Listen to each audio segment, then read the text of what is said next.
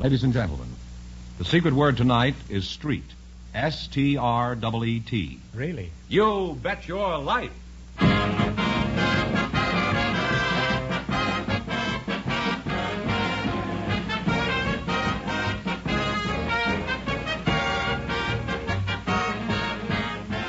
It's Groucho Marx in You Bet Your Life, the comedy quiz series produced and transcribed from Hollywood and brought to you for the more than 3,000 DeSoto Plymouth dealers. The dealers who have on display the outstanding DeSoto Automatic with fully automatic power flight transmission and the all-new Plymouth, your best buy in the low-priced field. And now, here he is, the one, the only... That's me, Teddy Roosevelt. Delighted.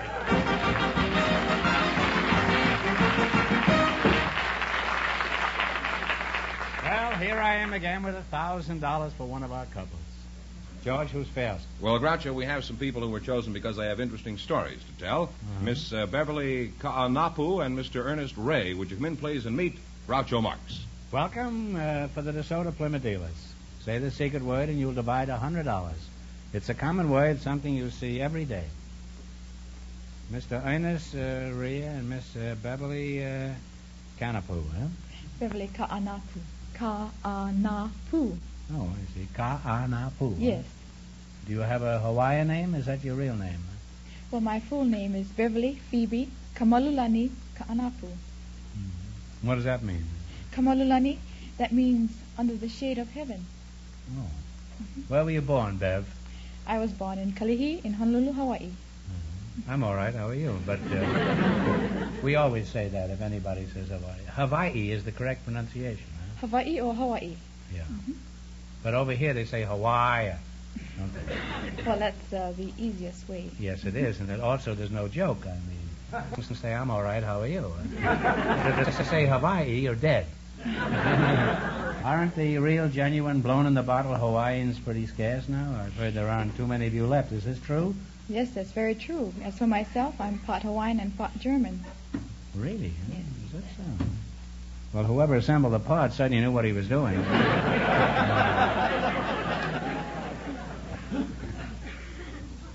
Who are you again? I forgot. Ernest Ray. Ernest Ray, Yes, sir. Oh, glad to hear it. I'm always glad to meet a man who's earnest. Yes, that's right. Where are you from, Laney? Billings, Montana. Billings, Montana. That's right out in the wild and woolly west, isn't it? Yes, sir. You spend a lot of time busting broncos and chasing buffalo? No, I spend most of my time practicing the flute up there. Oh, it's not easy on a horse when you're chasing a buffalo. No. The flute, you say? You practice the flute? Yes, sir. Well, are you pretty cool on the flute? Well, I was the best flautist in the state. The best flautist in the state? Best flautist. Flautist? Flautist. I thought you said you played the flute. What's a flout? A flout is a flute. Is a flute? Yes. A flout flute? Is it? Flout flute. Flute is a flout is a flute. It's the same as a flute. It's the same thing. It's the same. Well, I've learned a word tonight, flautist, huh? Yes, sir. And you were the best flute player in Montana? Yes, I was the best flute player in Montana. Well, that's an easy claim to make. Can you substantiate this claim? Well, Groucho, while I was still in high school, I entered a Montana, the flute contest in Montana to see who was the best flute player. And I won first chair. And then, after that, I You won the chair, you say? Yeah, I won the first chair. I won the first position. I was the first flutist in the contest. They rated me first. Well, suppose in that contest you'd have hit a sour note, would you have taken your flute and blown your head off? No, I had third chair there, but I'd probably been demoted to about the fifth chair, I figure, if I hadn't done a good job. The fifth chair? I had third chair in the second flute section. Did you ever have the second flute in the fifth chair section? No. I'm supposed to get you confused. Yeah, well, that second section, that second flute section, there's 10 flutists, and 5 of them got in the first 10 section. flautists, isn't it? Flautists, yes. Yeah. Well, why do they call it flautists when it's really flutists? Huh? Well, that's a foreign word. It's a French word, I think. Oh, well, why don't you play the French horn then? No, I don't know how to do that. Anyhow, then... That hasn't stopped the men in our orchestra from playing.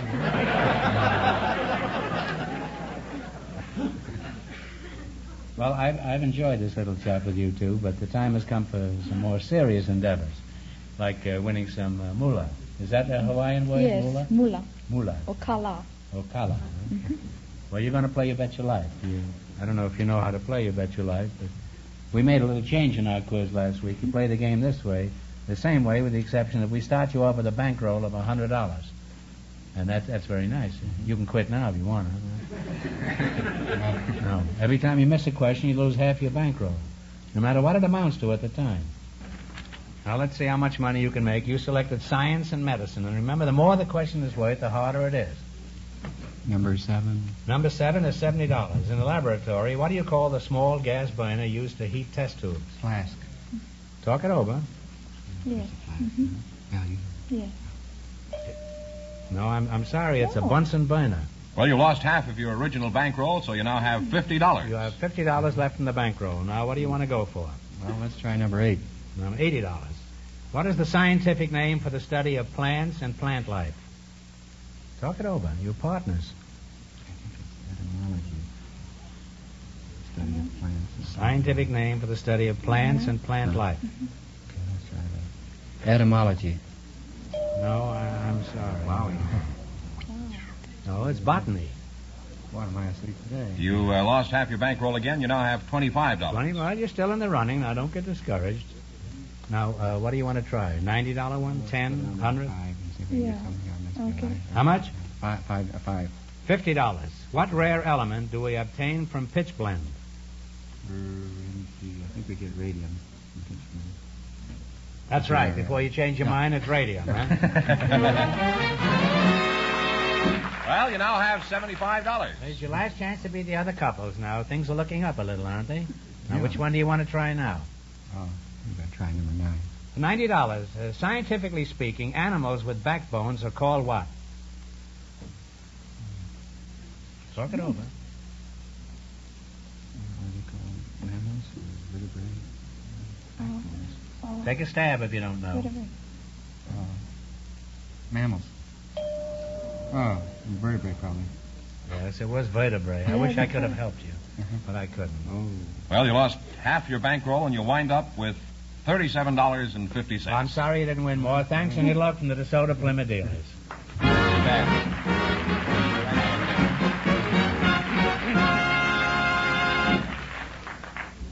Well, Groucho, we invited some Navy men to our show tonight, and just before we went on the air, our studio audience selected Walt Kluznik to be on the show. His partner is Miss Pat Madgwick. So, folks, would you come in, please, and meet Groucho Marx? Welcome, youngsters, for the DeSoto Plymouth dealers. Say the secret word and divide $100. It's a common word, something you see every day. Walt Kluznik, huh?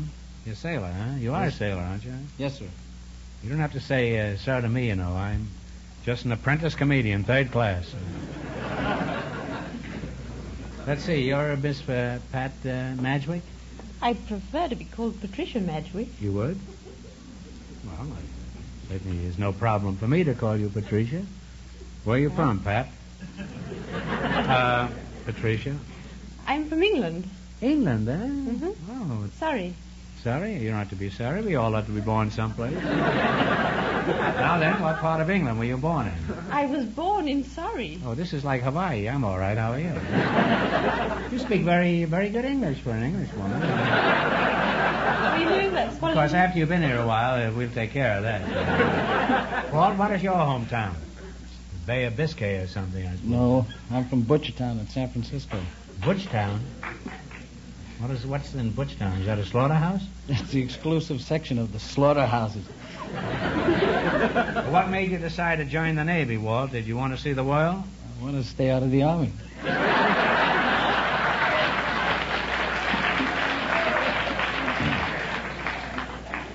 You realize you just wrecked 8 years of hard work on the unification of the services. What ship are you stationed on? I'm not on a ship. I don't have a ship. A sailor without a ship? The world is certainly coming apart. Where'd you lose your boat? I'm on shore duty. What kind of shore duty do you have, sailor? Well, I'm a boatswain's striker and A what? a boatswain's mate striker. A boatswain's mate? Well, I hope you're very happy together.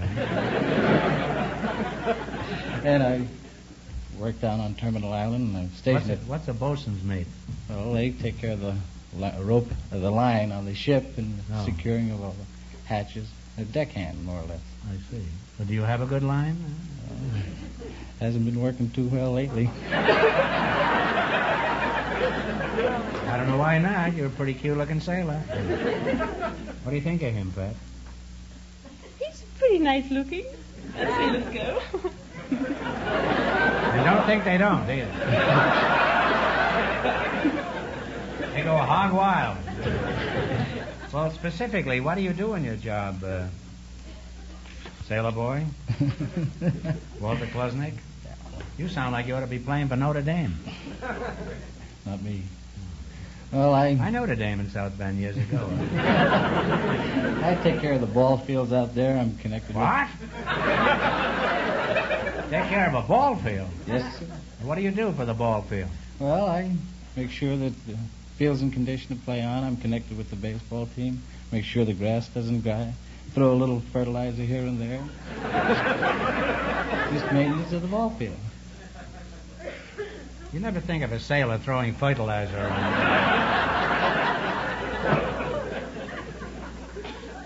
Well, that's certainly a curious vocation for a man in the Navy. Now, Patricia, what about you? Are you married? No. You're not married? No, Cute I'm little not. girl like you, not married? What about you? Are you married, sailor? Nope. Oh, we're wasting time. Is there anyone present here who knows any reason why these young people shouldn't be married? Speak up or forever hold your peace. Are you ready for the ceremony, Pat? Well, aren't you being just a trifle hasty?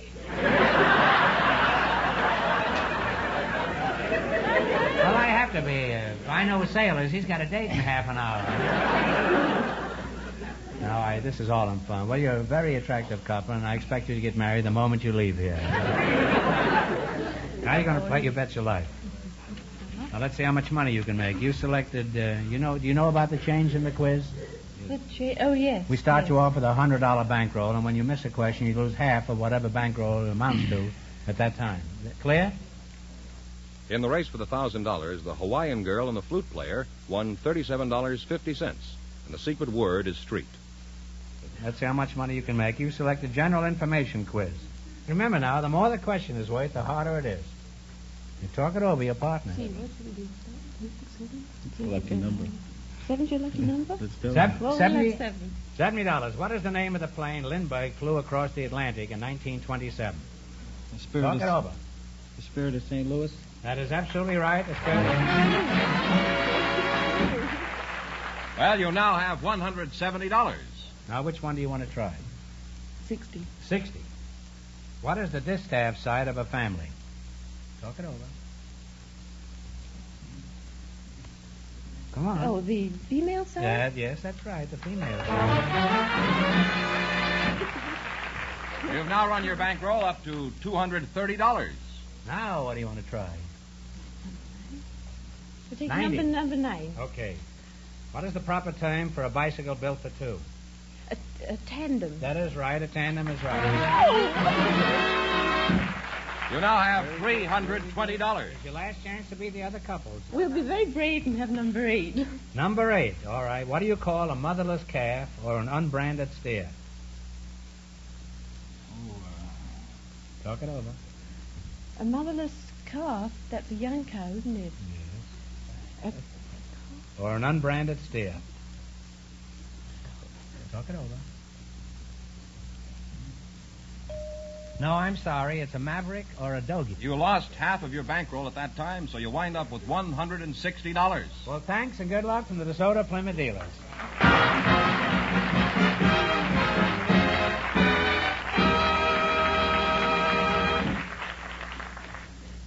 Before we proceed, I have a note here to remind me of something. Last week, the owner of the Ocean Aquarium at Hermosa Beach, Art McBride, offered to give $500 toward the bus fund for the McKinley Home for Boys. Well, he gave us the money, and I have a further report to make. Mr. Slotkin, president of Abbey Rents, contributed another $500, and those of us on the show put in another $1,000. On top of this, some other contributors, who asked to be anonymous, came through with another $2,500. making a total of $4,500. So that's enough for a brand new bus, and now the 112 boys of the McKinley home have transportation to take them to Sunday school, the mountains, and the beach.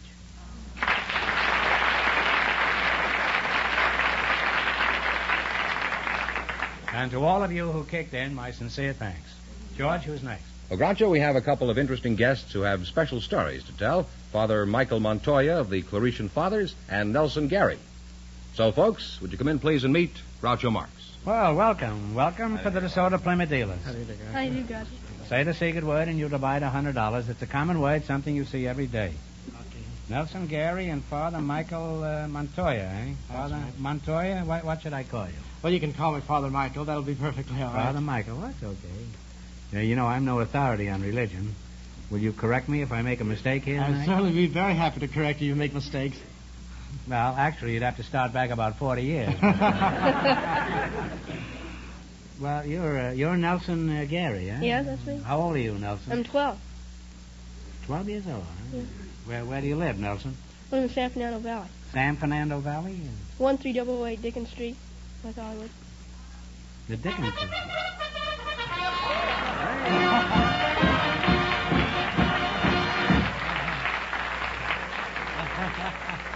Well, you said the lucky secret word tonight, street, so you win $50, and Father Michael gets $50 for the parish. Thank you very much. I hope. That's positively sure. This was just an assumption on my part, Father. Nelson, I realize I'm not being polite, but I think our listeners would be interested in knowing about your arm. Could you tell us about it? I lost an electric mangle when I was 2 years old. You lost it in what? Electric mangle when I was 2. An electric mangle? Mhm. Ironing machine? Mm-hmm. Oh, that's too bad. That's a shame. Did you find it much of a handicap? No, I can do anything anybody else can do just about. Yeah. Well, I guess if you got that spirit.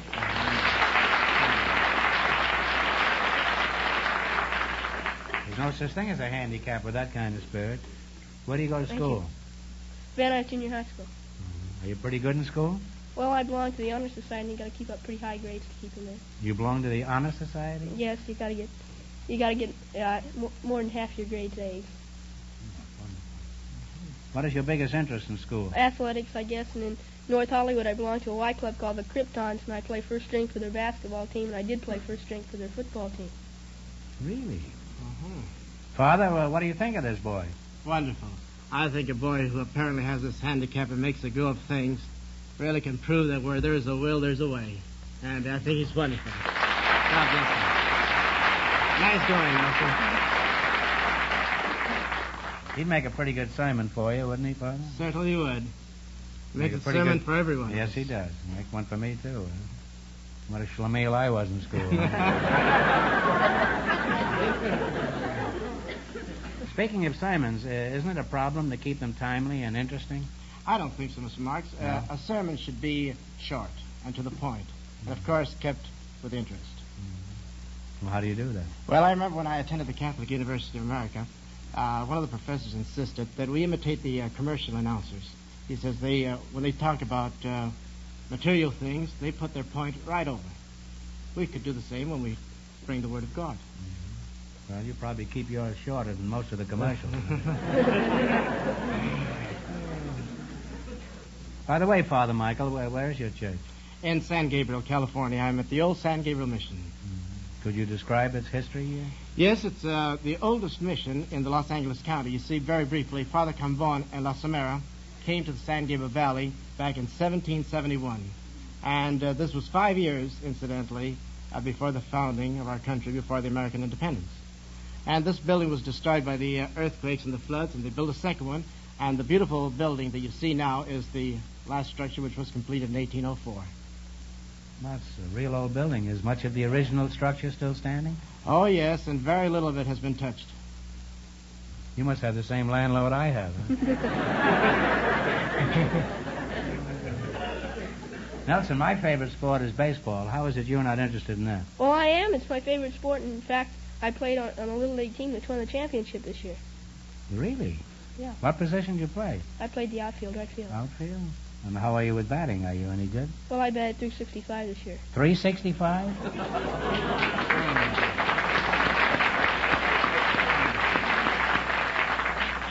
Is that your best record? No, after I got 437. Oh, you're slipping, huh? Yeah. League got older, the pitchers got better. Do you realize even Ted Williams can't hit that good in the major leagues, Well, 365? He faced a little better pitchers, I think. Well, he's a much older man, too. He must be hitting around pretty near 30, I guess. Huh? Well, it's been inspiring talking to you two, to both of you. Thank you. Now let's play You Bet Your Life for a chance at a lot of money. If you'll excuse me, Mr. Marks, I think the world of Nelson. I think he's a wonderful boy. And so if you'll excuse me, I met his father, and I think he's also a wonderful man. So I'm going to let him participate in the contest. Where is your father? He's right off stage. He's backstage. Oh, you carry your father with If you? you'll all the- excuse me. Well, yes. Well, come back again, though. Huh?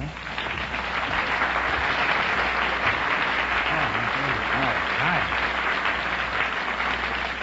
Well, you said you got a boy to be proud of here. Thanks, sir.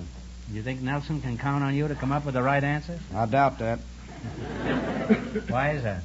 I got tangled up in one of these men in the street programs one time, and I forgot my own name. Nelson, I hope you have better substitutes in the ball club than your father is going to be up there. All right, well, let's go. Now, Mr. Nelson, do you know how we play the game? Yes, I do, sir. You do. Huh? And you too, Nelson? Yeah. Well, okay, well, let's go, and we'll see how you make out here. In the race for the $1,000, Miss Madgewick and the sailor are leading with $160. Let's see how much money you can make. You selected sports. And remember, the more the question is worth, the harder the question is. $70. $70. The world's record is 26 feet, 8 1/4 inches. What is the event? What event would this be? Broad jump. That's right, the broad jump is... Well, you've run your bankroll into $170. Your bankroll is $170. Now, what question do you want to go for? We'll go for the 80. $80. Only one boxer has held 3 titles simultaneously. Who was it? Henry Armstrong. Henry Armstrong is right. You now have $250. Say, Nelson, your old man is no dope. I hope not. How much have they got? $250. All right, what one do you want to go for? We'll go for the 90. $90. It's the 3 big races. A horse must win in order to capture the Triple Crown. What is the 3rd one? Oh, it's something Florida. I know what it is. Scream. Saratoga? No. Hialeah? No, it's the Preakness. Oh. Well, you were up to $250. That was your bankroll. You lost half of it, so you now have $125. You have $125. Now, it's Okay. your last chance to beat the other couple. We'll shoot the worst. 100. You going $100? The Immortals of Baseball are honored in Baseball's Hall of Fame. Where is it located? Cooperstown, New York. Cooperstown, New York is right. That's great. That was wonderful. Thanks and good luck to the Soda Plymouth Dealer.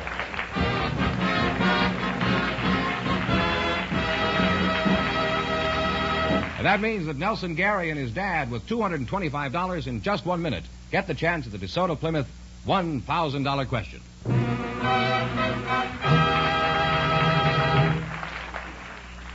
And here comes our winning couple, Groucho, the 2 Mr. Garys.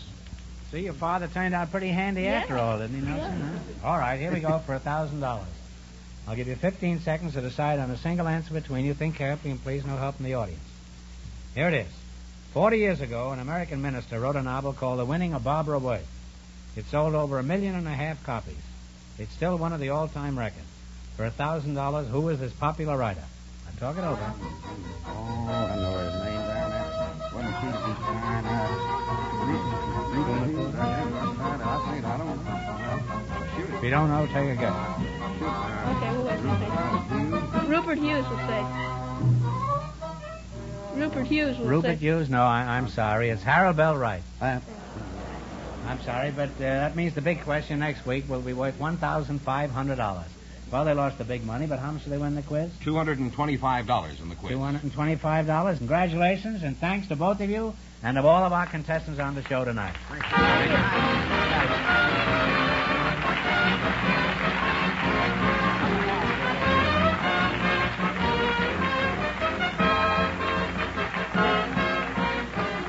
Be sure to tune in again next Wednesday night at this same time for the Groucho Marx Show, when the big question will be worth $1,500.